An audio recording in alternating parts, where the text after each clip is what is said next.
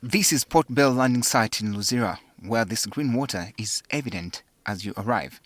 And close to a kilometer away before you reach this area, the foul smell from this water is impossible to ignore. This has turned into a big problem and inconvenience to the people working in this area. So I do request the government, can it come and remove this thing?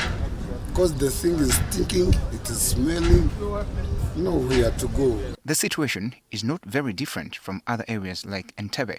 People working on the lake are equally disturbed by this state of affairs, which they say has affected their livelihood.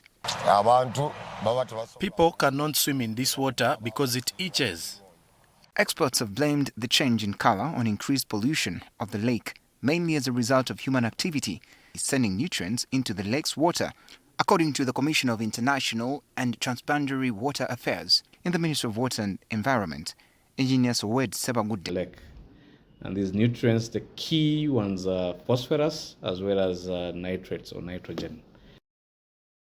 These create an environment that the algae can grow, and it's this algae that actually turns the lake to look, makes the lake to look green. He says this has been worsened by the degradation of wetlands through human activity, which is supposed to help filter the water into the lake.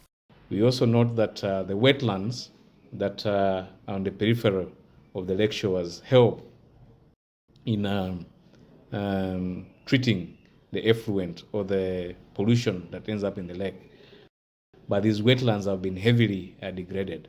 So as government, and we've seen in the past, we are evicting people who have settled and degrading the wetlands.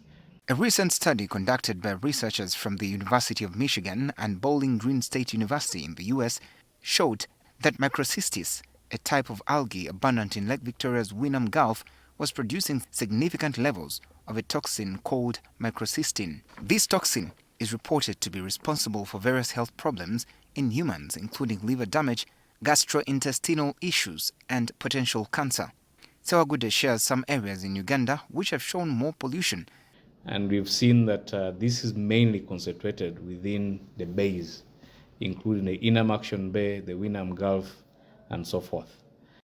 However, he says government is working together with partner states like Kenya and Tanzania, with whom they share the resource to address the problem jointly. Government, we are making effort to make sure that we arrest the situation in terms of implementing the relevant interventions. One of them is making sure that we support our communities, particularly farmers, to make sure that they do smart agriculture, whereby we encourage them to do mulching or interventions that stop sedimentation or the erosion of sediments from their fields to the rivers that flow into Lake Victoria.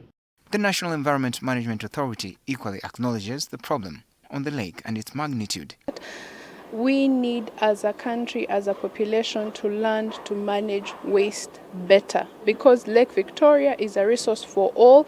Therefore, all of us who get water from Lake Victoria, who enjoy fish, who enjoy the scenery, need to manage our waste better so that we do not kill the very resource that sustains us.